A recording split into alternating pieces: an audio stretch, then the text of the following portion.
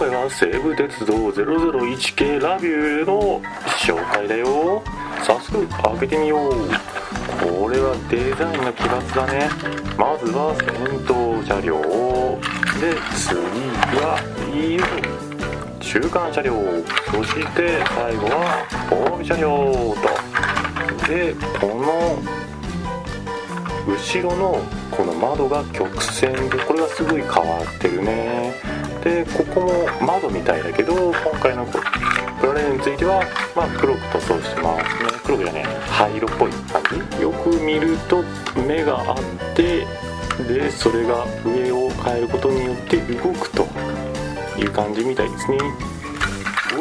はい、じゃあ早速つなげていきましょう。よいしょ。で最後は後部車両、もっと、はい、できた。じゃあ早速走らせてみましょう。